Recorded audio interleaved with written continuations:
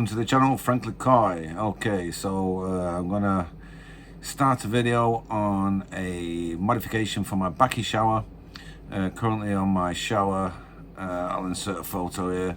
I have 4 outlet pipes on the bottom section of the Baki shower, and I'm a little bit concerned that this is actually becoming a fines or sediment trap, and it's having a negative effect on the health of the fish. When you consider the picture, when you look at it, and the little upstand before the outfall pipes, you've got a good inch and a bit there for a build-up of waste. I'm convinced this might actually be part and parcel of some of the problems I've been having of late.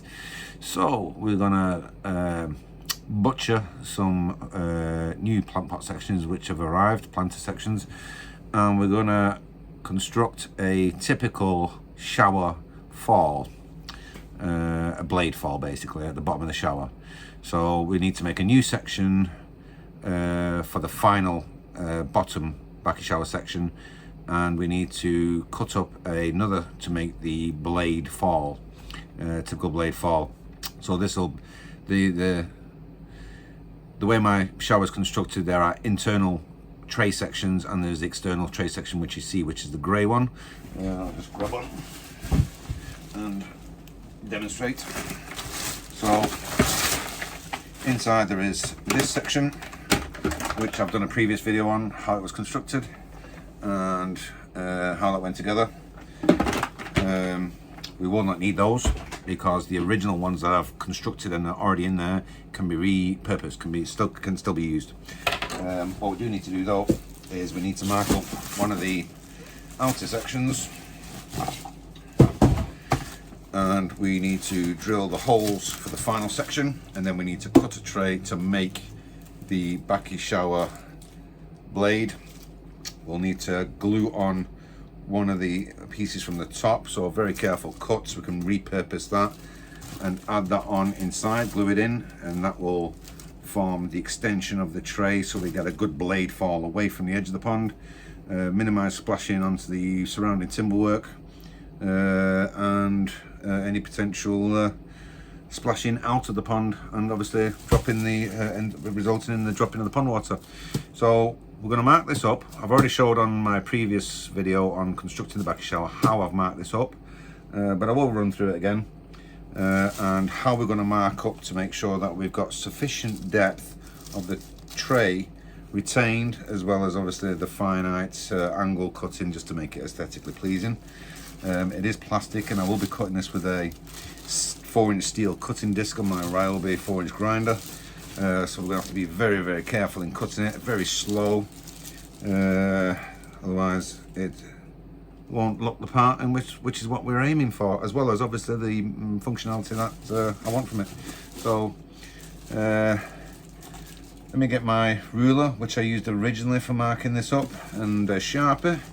We'll mark that up, we'll drill it, and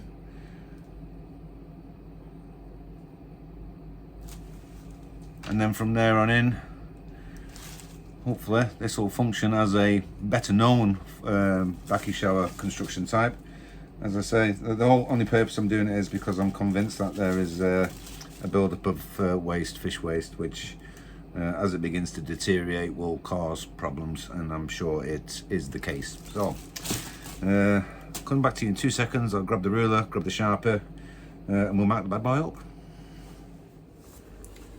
Okay, so working in the construction industry, I use aluminium grade scaling rulers. Not relevant, but this is what I've used in order to mark it up, and I used a very simple method of marking out the positions of my holes that I wish to drill, and in order to make it uniformed, I just did it this way, which also gave me a good spacing of said holes.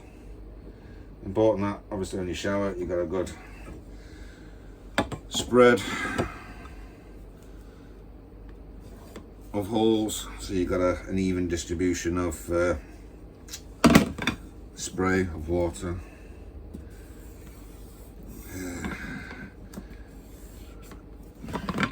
utilising the feet of the pot I found tick the box in that regard.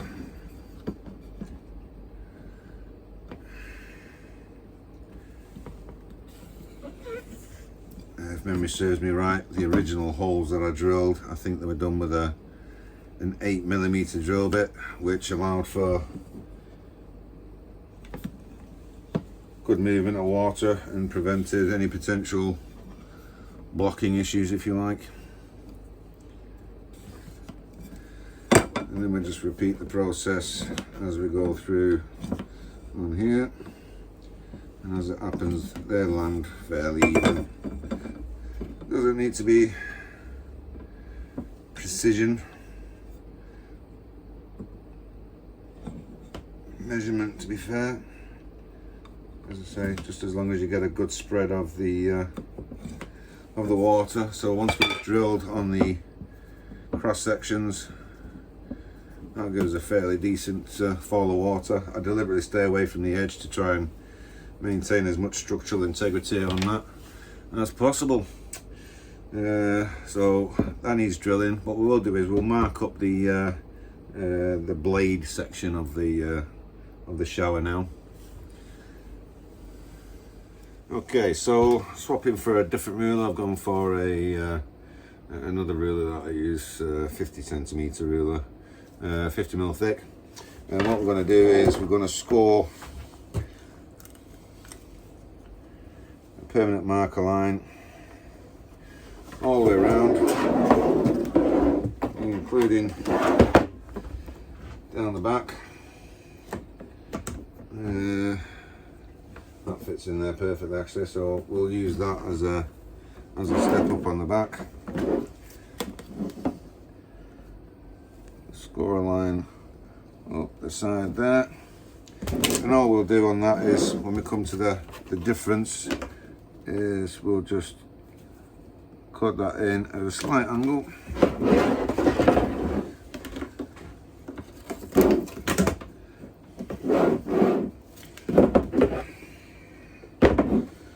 And then again there. So we will step down slightly on the sides. So there's the 50mm measurement of that. And we have the same on that side. Slide up to the back.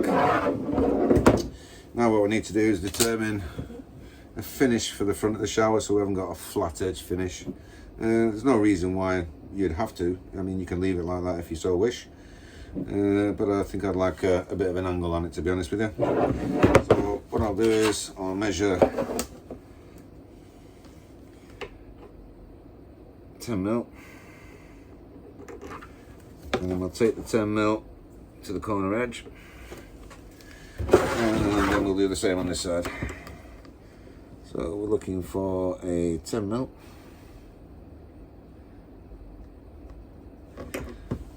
And then I'm going to take the 10mm up to the corner, like so. So the top half of it is sacrificial. That will not be being used. But we do want to extend the blade a little bit, because this pot, once fitted inside, bearing in mind the little standoff from the back there, means that we've got probably about 20mm. So when we cut, we're then going to cut this along the edge with the grinder, cut that off. We're then going to drop that down, fitting it finished edge to the front, and hang it over by about 50mm. Arguably this leaves you a little bit of a dead spot at the back of the unit where the blade will overhang. You'll probably have about 50mm dead spot at the back, but with the flow of the water it should flush that out and there should not be any sort of significant buildup of material. We will fit that with some CT1. We will fit the CT1 down the side, all the way down the back, around the front, and a standoff of about 10mm from the front will CT1 it as well. Anything that lips back can can be flushed out with a hose pipe or a pressure washer. I've got a little Karcher handheld thingy. But what we will do is we'll heat gun the lip 50mm from the edge so that the last section dips down, so there shouldn't be any flow back into the unit at all. So I'm gonna have a do at cutting that off camera in case it goes wrong, and then we can take a look at how that's been cut and how it assembles. Okay, so there we have the bottom section of the tray. Just need to deburr it, give it a bit of a sanding. There's your little turn up for the change of direction for the back. So you've got a good stand up at the back. There's a bit of a sort of splash guard if you like. We'll now cut out the secondary piece to drop on the bottom, and then we'll offer that up, which will give us a 50mm oversail rather to the front, which we can then heat and bend as a drop into the pond. So I'm going to cut that now.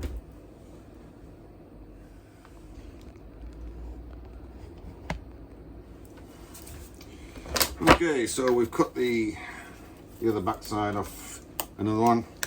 There's just a little bit of deburring to do, which I'll run the grinder up the back of it in 2 seconds. So what you'll find is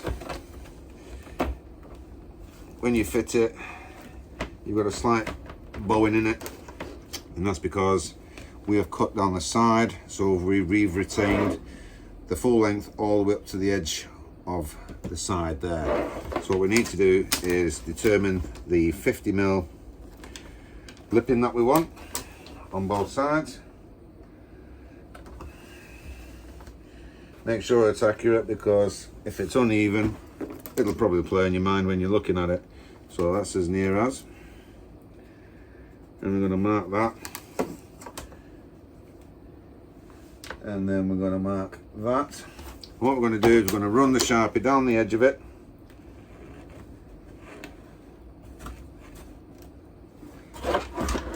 Like so. And we'll do the same on that side there. And we're going to scribe a couple of mil off the inside edge, which means that that will fit in there perfectly. And when the sides relax, it should slightly overlap that edge, so that edge should flush up almost with that edge. There's a reason for doing this, and we'll explain that as we go. So the next step now is to run the saw, the 4-inch grinder, along that black line. We're going to take the black ink off, not forgetting we will be CT1ing the side of it. Okay guys, so there we go. That's been cut. It now no longer bows. We've got room for CT1 down the side to key in the top section of the tray, and we've got the 50mm overlap or lipping oversail, which we can then heat treat and bend for a fall into the pond. You have got, as I stated, that little bit of a weld area at the back, but the circulation of water moving through the Baki shower shouldn't have any problem clearing that, as opposed to having an inch deep section currently on my Baki shower, which I am well aware. I've actually stripped it down and checked it, and it is building up with fish doo-doo, which I believe is causing a lot of my ongoing issues, shall we say. The water quality is gin clear, but in terms of bacterial problems, it seems to be ongoing. So this is my remedy for that problem. I need to bend that. I'll probably do that with the wife's hairdryer. I have got a heat gun, DeWalt heat gun. It's in the loft currently. I do need to get it down because we are going to redecorate, apparently. But what I'm also going to do is deburr this now. And one of the best ways I find of doing this is with a cigarette lighter, actually. Very carefully. You can do it with a cigarette lighter. It'll melt the rough plastic. If you want to keep, obviously, the glossy facade and you don't really want to damage it, a cigarette lighter does actually work in just taking back the roughness on it.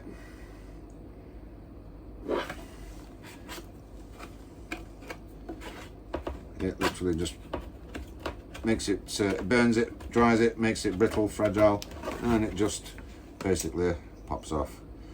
What you don't want to be doing is setting fire to it, obviously. With a little bit of patience and being extra careful, it does actually work. As this is the back of the Baki shower, I'm really not that fussed, so I will take some fine grade sandpaper to it. There you go. Once it cools, it goes dry, it goes brittle, and it just falls off. Anyway, 2 seconds. I'll give that a quick deburr and be right back, and we should be ready for CT1 mastic applications, and then subsequent bending of the front of it. And hopefully I will be able to get this on, if not today, tomorrow. Once the CT1 mastic is on there, literally you're home and dry, as far as I'm concerned. CT1 is brilliant stuff. It is my go-to product. Before we start the mucky CT1 jobs, let's finish off the rest of the relatively clean jobs and get what is probably the most laborious task out the way. And that is, of course, drilling the holes at the bottom of the shower.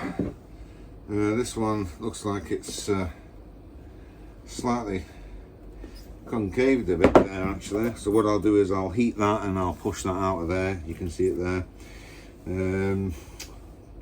Taking into account once the internal section with the media is dropped into it, it should flatten out. But anyway, so what we're going to do is, as stated, we're going to very carefully and very slowly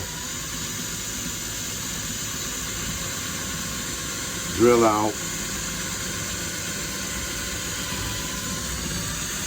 all of the holes where we want the water to penetrate. What I'm going to do is I'm going to quickly swap for a 3.5mm drill bit. I'm going to pilot drill them, which will make this process a whole lot easier, a whole lot quicker, and it will also prevent cracking of this unit, which we definitely do not want to happen.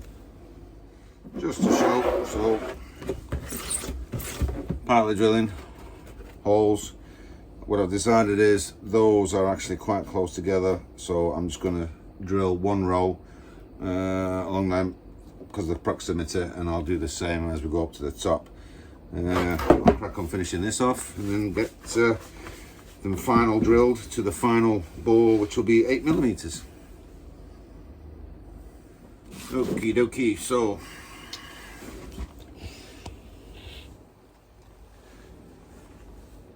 all the holes have been drilled out. Just needs a bit of a deburr with a sanding pad. What you find is that the plastic is still quite malleable and soft following the drilling process. Another way of dealing with this problem is with fire. So you find you run a lighter over it.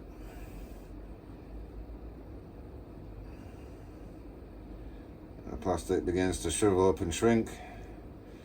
But what you'll also find is it will also deburr that little bit better, because the flame makes the plastic that bit more brittle. That's basically what we're looking for, a nice clean hole.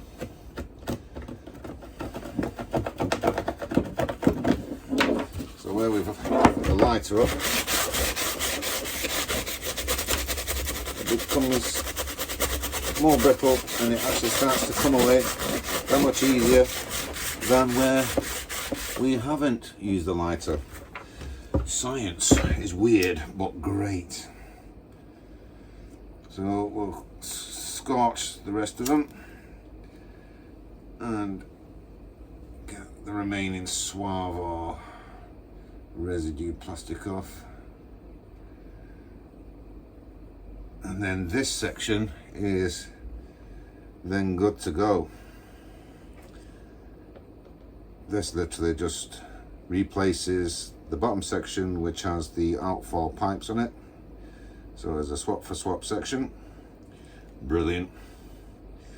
I will keep the other section and the bits and pieces with it,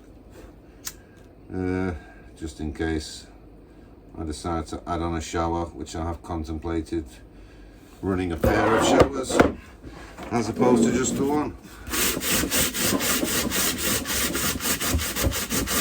In the grand scheme of things, the important thing is to make sure that all the holes, the penetrations are actually clear and that it hasn't shrunk back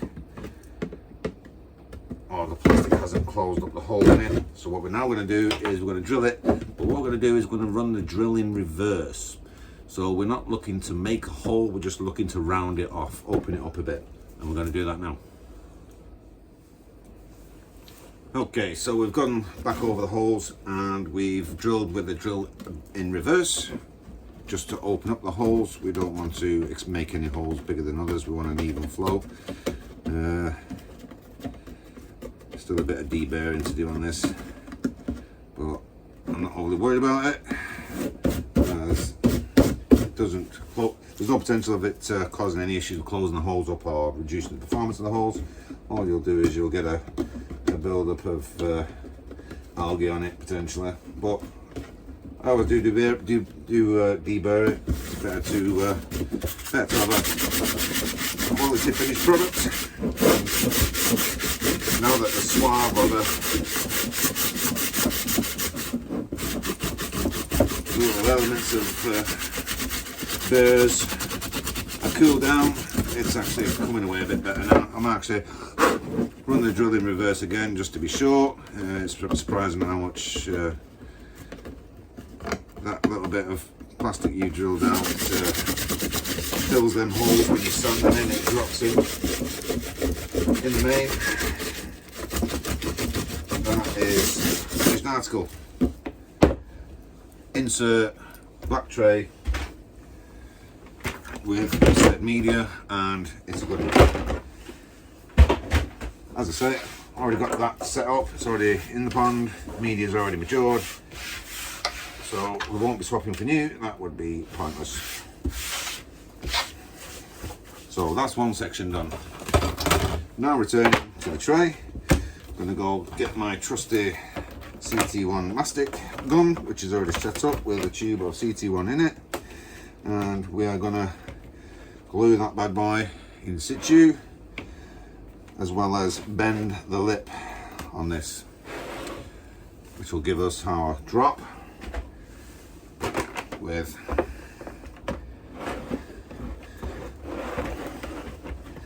that being the sort of angle we're going at in terms of how it performs.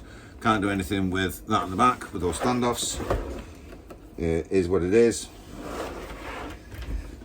If you wanted to, you could always protrude your lip a bit further if you're not happy with it. We need to fit some rubber feet to the bottom of this, and as it happens they will fit perfectly on there. That gives us 10mm clearance, and we'll do it in the same location that the manufacturer has provided the strengthening, that before it's fitted.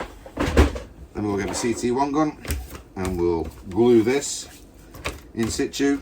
I'll start to soften this on the radiator and hopefully it should help us get that required lipping, which will also determine where it lands as well. So back into CT1 time.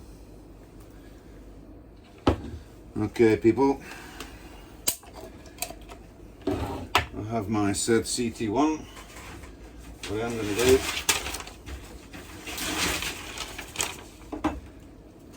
is just going to put a couple of sheets underneath working on this. As we all know, CT1 is brilliant stuff and it also sticks like shit. So CT1 mastic, if I can get it to come out.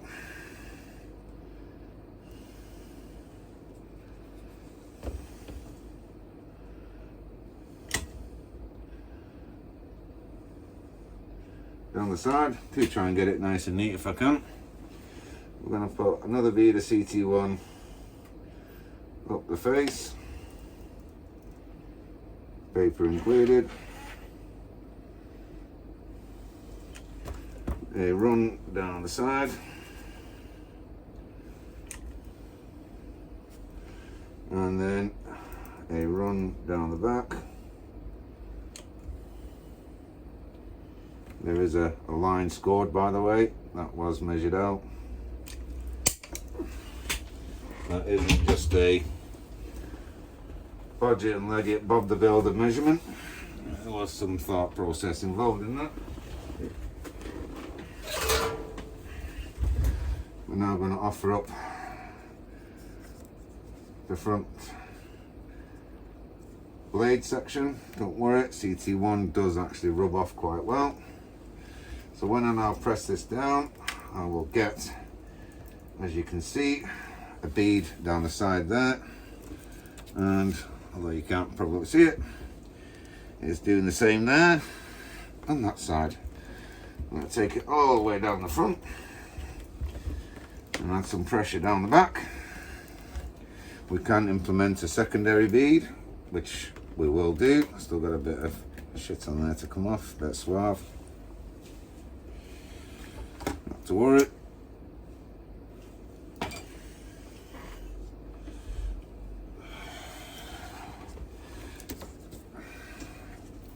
So from an aesthetical point of view,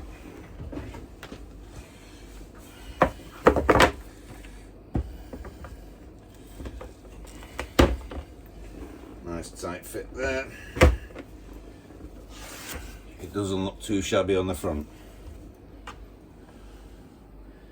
And it's going to do exactly what we wanted to do. Not forgetting we've yet to raise that and create a flow gap. That we will do, as I said, with some adhesive 10mm standoff rubber feet. But for the second, I'm going to give that an hour or so to go off.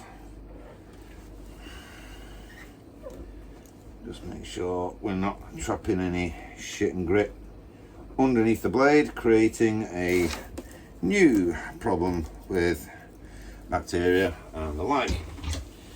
As discussed, I'm just going to top that up a bit there, and then we're going to run a bead down the back of the unit, which will seal down the back.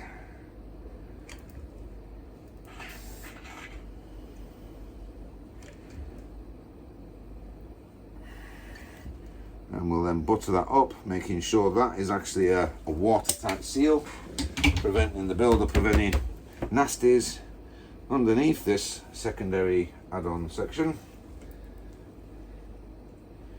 because that is what we're trying to eliminate as a possible, potential or probable issue. To be fair, the worst thing I've had to contend with in the last few weeks has actually been flukes, and I see quite a few people, including Gaz at Gaz's Koi Pond. He's had a recent spate, I see. I think we've all had one of them seasons where we've actually regretted being the owners of koi, and are quite looking forward to winter when all of this horrible nasty stuff will die off and go away and give us a bit of peace and quiet, and normality shall return. So I'll give that a bit to go off, and then what I'm going to do is I'm going to run a Stanley knife just down the edge of the line of where I want the fold on the lip, and that will just help it bend ever so slightly. You don't need to dig it in really deep. All you want to do is just break the surface of the plastic, really. Score about, I don't know, a fraction of a millimetre into it, and the job should be a good one. It will also help just to pull that shape round and pull that together. But that generally is the tray. Don't worry about the black CT1. As we all know, 3 months into your pond, that will be green anyway, and you will never know it was CT1 masticed. In fact, it will look sort of as one continuous tray. Still need to round off the corners a little bit with the lighter, which does a superb job. I don't condone people playing with fire, not without the appropriate skill and ability. I think most lads, pardon the sexism, Play with fire every day. Right. Get rid of the nasties. Bingo. Une tray for in Baki shower. This is by no means copyright infringement or attempted fake production of any better known or branded versions of this product. Most importantly, with a couple of bits of tools which most people I should imagine have lying around the house, it is easily achievable to make something which resembles and functions like the normal Baki shower tray system product, whatever you want to call it. Hopefully this, as I say, will eliminate what I think is a probable cause of issues I am suffering with. If you don't want to bend the tray, what you can do with HA6, for example, mastic, is run a bead on the underside of it, which will create a drip lip, which will prevent water from falling backwards. It does the same thing as bending it. If you've got stone windowsills in your house, you will find you'll have a groove, which also does the same thing. So there's a number of ways to tackle that, but me personally, I think I'd like it bent. Just for the pure aesthetics of it. Not only that, but it'll be softer hitting the water as it be chamfered towards it. It will therefore be quieter. So if you've got funny neighbours, awkward neighbours, or your bedroom window is right over the pond and you don't want to listen to it for whatever strange reason, that is an option. Okay, so with the use of some clamps and applying some heat, you can actually see there that there is now that 50mm drop into the pond, which will which is chamfered and will guide the water into the pond rather than over it and splashing everywhere. We're getting to that time of year where we're turning things off and slowing things down anyway, but we don't want to upset the neighbours. So you can see how I've done it there, and basically I've used the application of heat and my trusty quick clamp to apply it on, heat it, and then bend it. So that's kept the shape with two of these. I've been swapping them over, working my way down, give myself that chamfer. So on the grand scheme of things, apply the additional feet for clearance to the bottom of the new bottom tray of the Baki shower, and quite literally that is good to go. It is that simple. Doesn't look aesthetically pleasing in there, but as I say, that's going to go green. The edge of the blade, we can give that a clean off once it's dried and cooled, because it is still quite warm. Keep cheerful, 20 quid a plant pot. I've just got myself a whole new bottom for my Baki shower, and it will now function that little bit better with the reduction in potential for bacteria living in the shower. Bad bacteria, that is, rather than good bacteria and other nasties potentially. This is for my own peace of mind, not necessarily aesthetics, but wherever possible I do try and achieve something at least decent to look at. So I'm going to give that an hour, and then I'm going to give it a fitting, just for a bit of background history on the reason why I've done this. Here's a before photograph.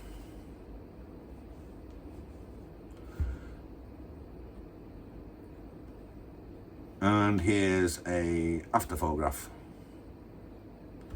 Dead simple, cheap and cheerful, does the treat. As everybody says in the car industry, it doesn't have to be about how much money you've got to spend. It's about the knowledge you've got in your head, how you apply that knowledge, and keeping it relatively cheap at the same time. Winner. Thanks for watching, guys.